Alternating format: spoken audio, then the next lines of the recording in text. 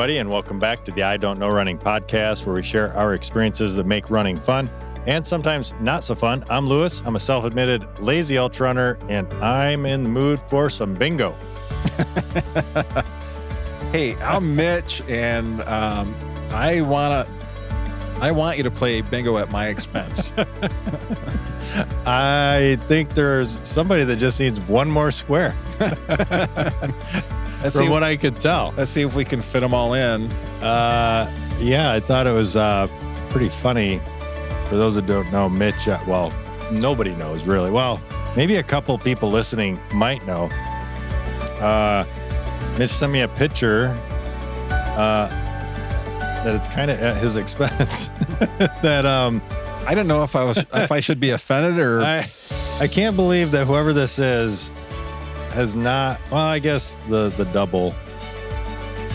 Whoever this is, they shared was this their bingo board with you? That was their bingo board.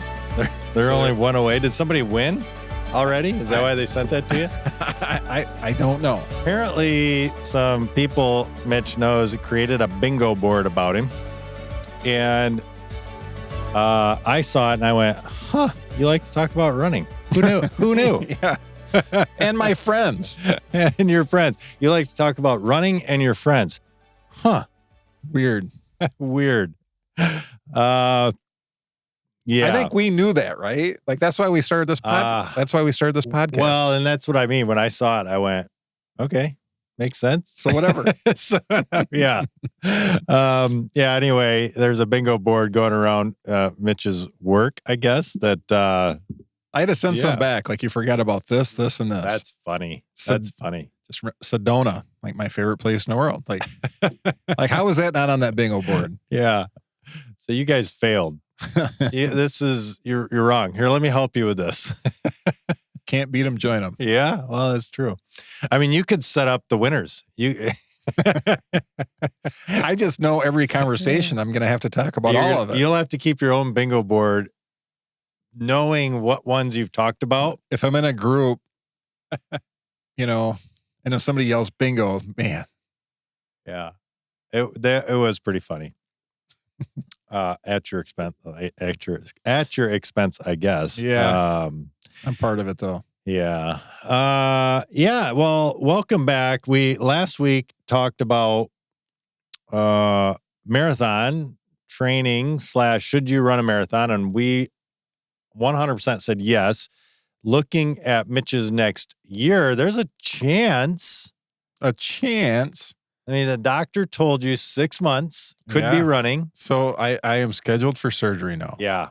So, and I walked out of there and he said, you could be able to start running in 6 months from that date. Did he say, or she, whatever, your doctor, did they say can you do any cardio? Like, maybe not weight bearing, but like, could you be? I don't know. Eventually, I feel like I should ask those kind of questions yet, because you get in there and they schedule surgery and you don't know what to ask. Like, I've never had to have surgery like this.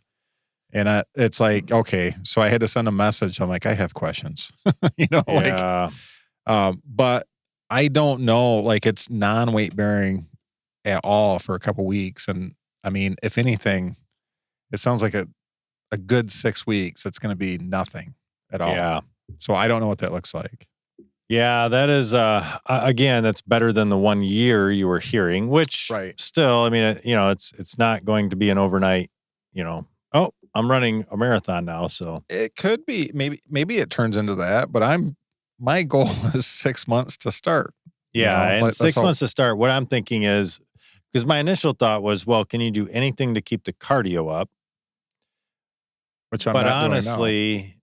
Well, and the thing that I have heard is cardio is the fastest thing to come back.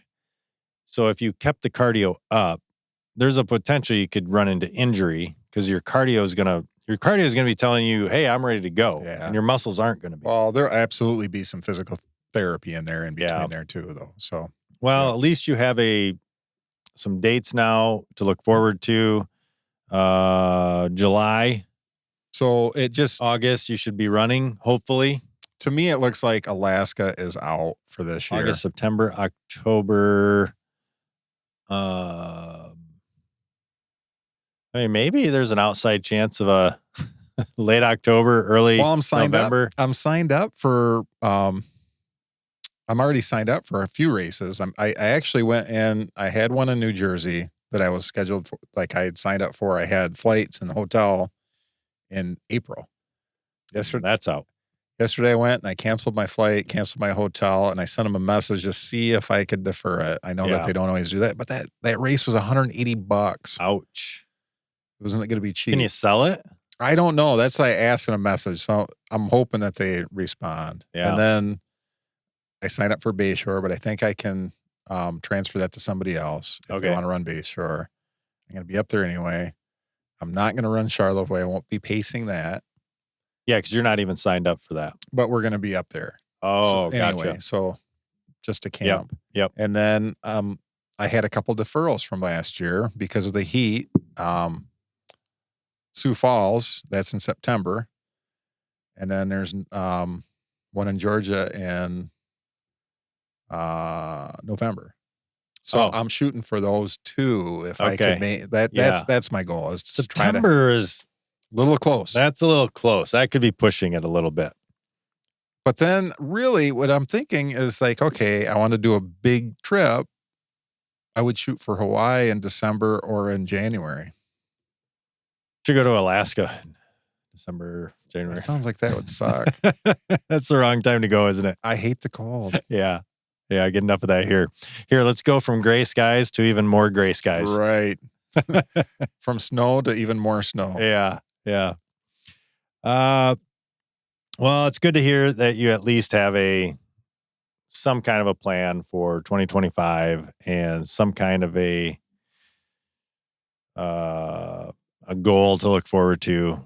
Yeah. At least towards the end of the year. At least moving forward. Like what's next? Yeah, I'm still thinking about Mummy. I do like that race. I think I might start training for that.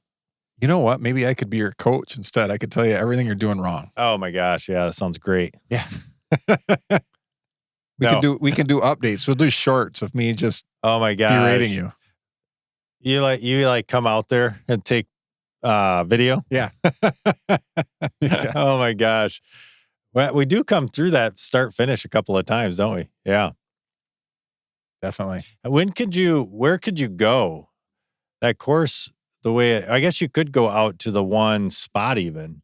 Like if you had nothing better to do, and by then you're walking and moving around. Oh plenty. Man, if you could get to the top of some of those hills, like I don't know how close that is to the road. Could. I don't know how close they are to roads. Oh, that would suck though. Because then that one, if I can stay on the ridge, I don't remember the names of them, but the worst one, man. The second time around, I have went up some pretty steep, long hills. I mean, thinking Western, I've done 3 times. Well, done it once, twice with Brian, and both times with Brian. Well, actually, just thinking both times with Brian actually were the easiest, quote unquote, sections because it was Forest Hill to Green Gate.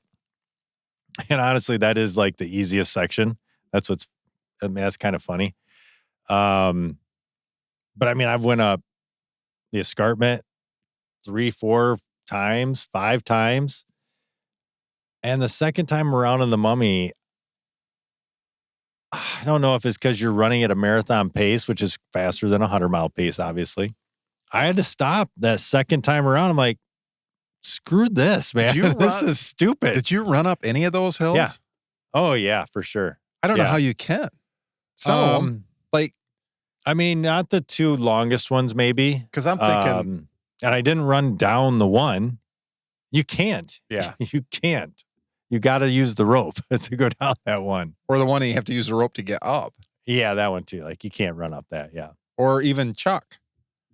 Again, I don't know. Chuck is the one they got a picture of Chuck Norris on the way up and it says, "I will make you walk." Well, yeah. And that one definitely does. Like you can run to Chuck maybe to that sign and then that's it. That's like a quarter of the way up. Oh my gosh. That's rough.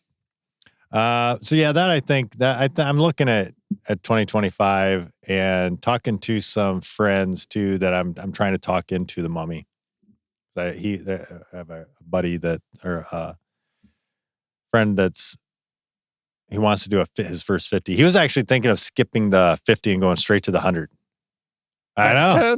I'm surprised you balk at that. Okay. I mean, I said, that's a way. You can do that. You learn a lot in a 50. You do. Because you learn that you got to take care of your stomach and that you need to learn that to do 100. I think it helps. I think you can get away with not. You can. But you do learn a lot that sets you up better for the 100. Yeah. So I told him, I said, man, come out and join me for the Mummy. It'd be a blast. And you could set up a 50 for the fall. So, but anyway, he backtracked. He's like, yeah, I think I'm just going to do a 50 next year. This year, 2025. Should have him on. Yeah. And so I'm trying to talk him into the Mummy. And then I think there was somebody else I was talking to recently. I was like, yeah, you should come out, do it. It is a blast. It's amazing. Like that race, and I don't mean to belabor it, but I cannot believe how much fun I had at that race compared to tons of other marathons.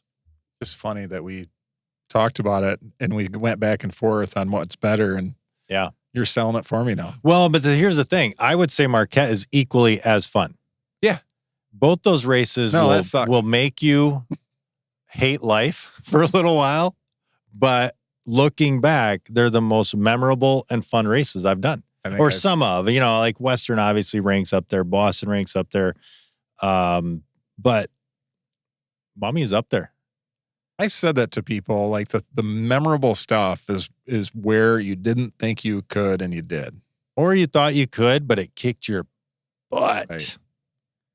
Like I honestly went into Mummy way overconfident. Going, what in West Michigan can kick my butt?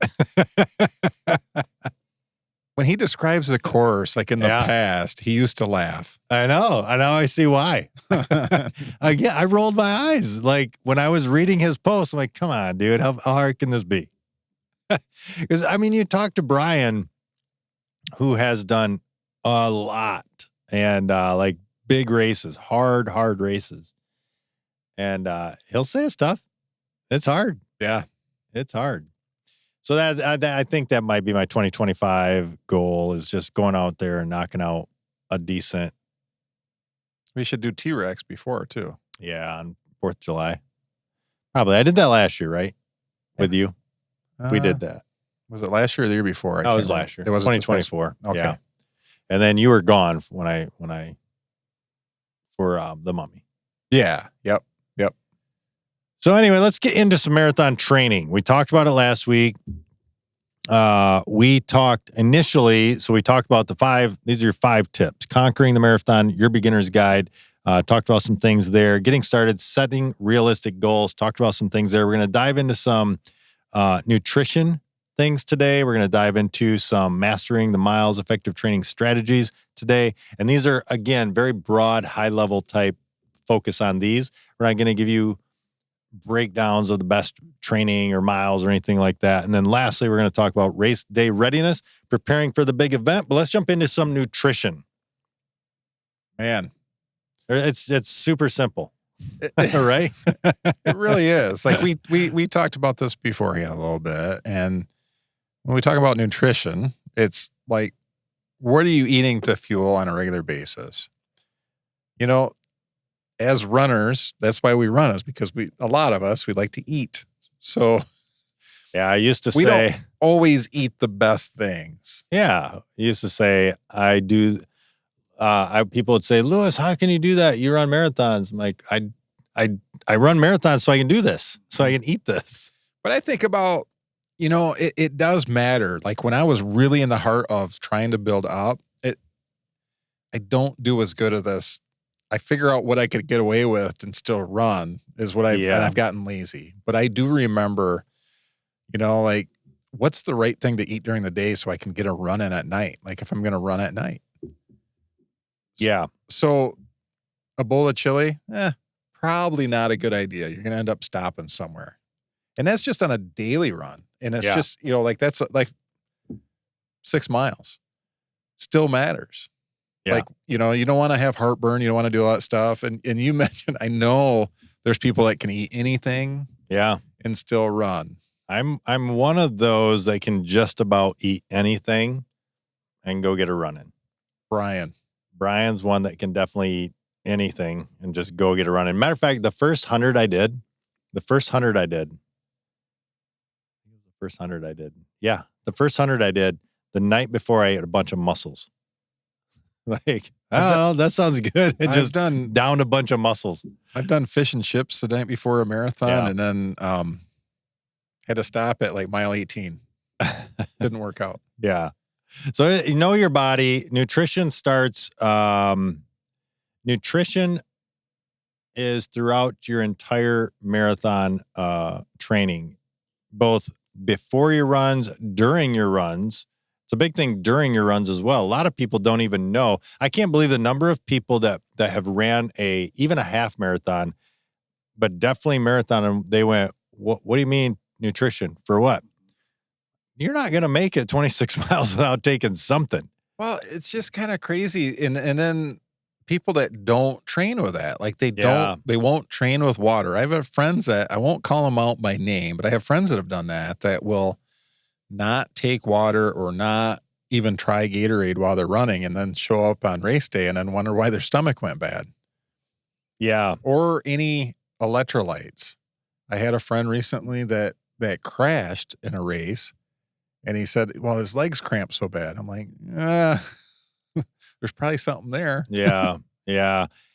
So nutrition's a key thing. Again, we're not going to get into breaking down every single nutritional strategy because there are boatloads. There is, but the point is though, is to try stuff in your training runs. Yeah, try it in your training runs. Try it.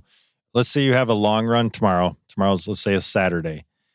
Pay attention to what you're eating Friday. Pay attention to your normal, what makes you feel good Saturday morning, but prior to a run. Sometimes people can't even eat before a run. Again, that's not a great strategy. You might have to start getting up a couple hours early, throw down a bagel or two or something like what Terrence has talked about on the podcast, and then go back to sleep so that when you do have to get up and get that run in, you've got some nutrition already in the body. It's processing. It's already starting to move. But you know how I like to go to the end. What you do before that long run is what you're going to want to understand the night before a race or the morning of a race. Yeah. All these are in an effort to get you ready for race day or teach your body, all right, I can take these whatever brand goos, or I can't take those and I need to eat these wafers or whatever. Understand that number one, what you eat during your training is going to matter for your training, and then understand that you're going to have to take some nutrition during the race. Can you get away without it?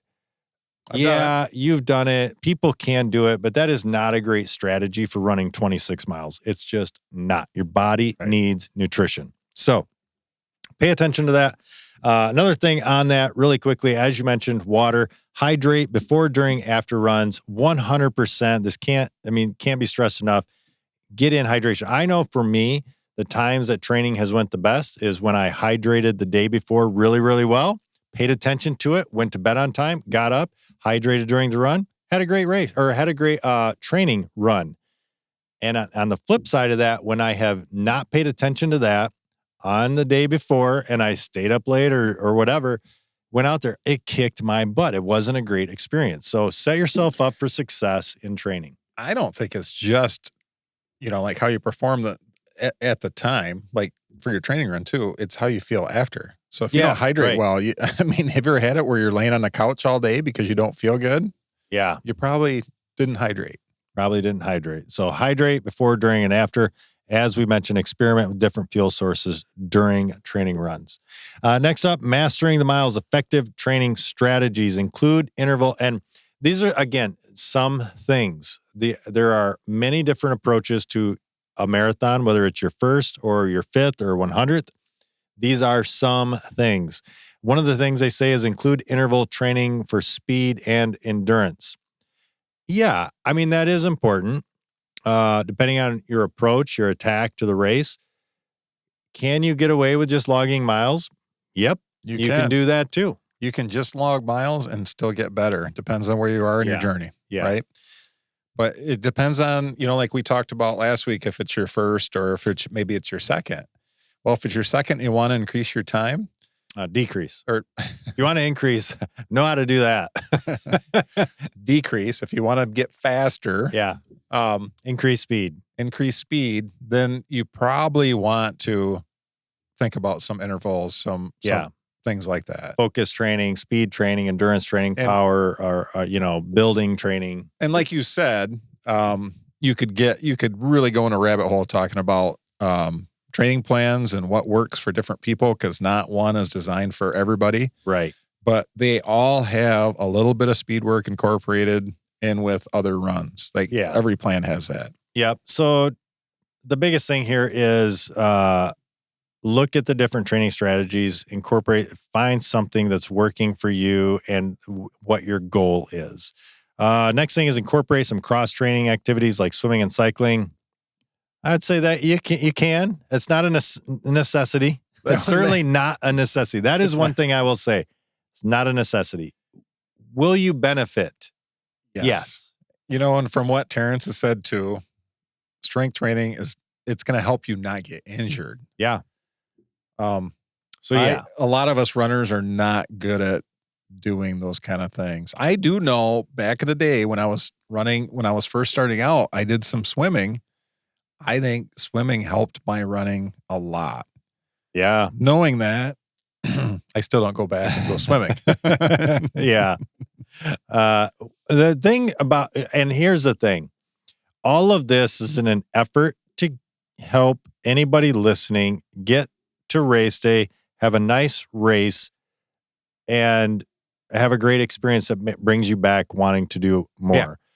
Then after you've done 1, 2, 3, 4, 5, you're going to understand what works for you, what doesn't. What are my goals? Do I just want to enjoy this as just you just enjoy the process, the run, the races. Your focus has never been, I want to get as fast as I can. No, you just enjoy the run. You enjoy the run. You enjoy the races. You enjoy the friends, the camaraderie around it. You enjoy the supporting people, helping people get to the next step. That's different than some people. Some people are just so focused on, all right, this is what I did. I want to get faster. I want to get faster. I want to get faster. That's okay. That's another way. It's another approach. And if you're playing bingo right now, I want to run all 50 states. Mark that off. Mark that one off. And then lastly on this, listen to your body and take rest days as needed. Yeah. I mean, not much to say about that. I hate rest Listen days. to your body. I hate rest days. Rest days They're are important. I understand they're important. Super important. I just hate them. Yeah. I feel lazy. If depends on where you're coming from. And man, I look forward to them. And they can be motivational because it helps you get through that run. So use that as motivation to get in the long runs. I get through that run so I can run again. Yeah, not everybody's there. Eventually, maybe they'll get there. All right. But listen to your body. Take rest days as needed. Finally, let's get into race day readiness, preparing for your big event. And here are just some high level things. Practice your race day nutrition and hydration strategy leading up to the race. We've talked about that a little bit already. Basically talked about that. Yeah. Yep. Do not wait till race day to try that special hydration drink, that special goo. Oh, yeah. No.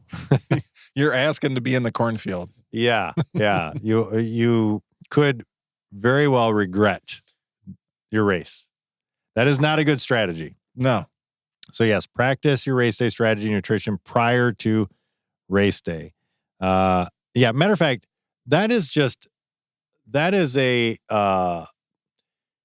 you can plug in anything on that. Do not wait till race day to do this. Anything new, nothing new race day. Like you should know what shoes you're going to run with. Yeah. You should have run in them already. So if you have race shoes, if you get super shoes, you should have at least done a couple runs in them. 100%. 5K, 3 to 5 miles, something like that. Shake them out. You shouldn't be trying some new anti-chafing cream on that day. You shouldn't have a special race shirt. You should have run on that shirt already. Yeah. You can have a special race shirt, just make sure you used it before. And that's the next thing. Choose appropriate running gear for comfort and performance. Yeah, both things matter to a point. You don't want to wear the heaviest lead vested shirt. So that's the performance side, right? It probably wouldn't be very comfortable either, but find something that's comfortable and performs well and use it. Go out there and use it. And yeah, make yourself feel good. Like put on something that's going to be fun to wear and write your name on your arm, whatever, so people can cheer you on. Well, sometimes you can put it on your bib. That's true now. Yeah. Most races you can just say. But I never put my name there though. I know, but it is.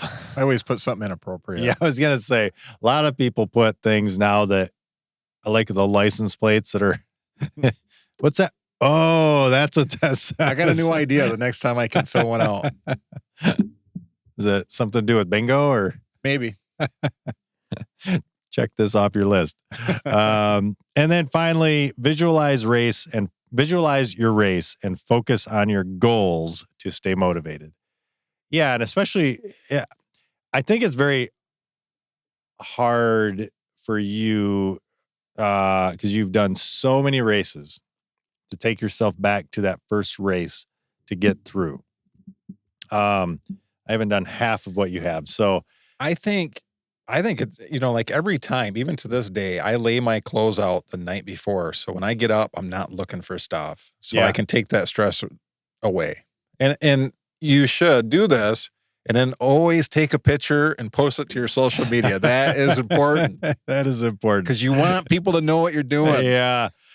You're running a dang marathon. That is big. You should tell everybody. Yeah, you should be. And if you're, playing bingo, marathon. Man, if you're doing it the next day, it's a double. A double. Yeah. Another check mark. Yeah. Visualize the race, focus on your goals, and stay motivated. Super key here. You've put in the work at this point. You're at race day. Focus on all of that. Don't get caught up in the race morning hype and all that. I mean, yeah, enjoy it and all of that, but stick to your goals. If you were setting out to do 8-minute pace, do 8-minute pace. Don't do 7:30 because you feel good. You're going to feel good. You are going to feel amazing. But you're probably going to do that. I mean, we're telling you not to. You're still going to do it. That's one of the biggest things that I took away from the Wednesday night group, like Jim and Jason. I don't think Jason had, I don't remember. I don't think he had ran a marathon yet. But some of the guys that had, that's one of the things they kept telling me is, Lewis, keep telling yourself, I can't be going slow enough. Those first 10 to 15 miles. And again, we're talking to people that are just starting out. Yeah. We're not talking to somebody that's done a few and is going to try it. Like that's a different story. Yeah. But if your number one goal is to finish. I know people talk about this. I'm going to qualify for Boston on my first race. Maybe people do. Maybe you do. Yeah. Training should have told you that. You're not going to run a minute faster a mile than what your training said. Right.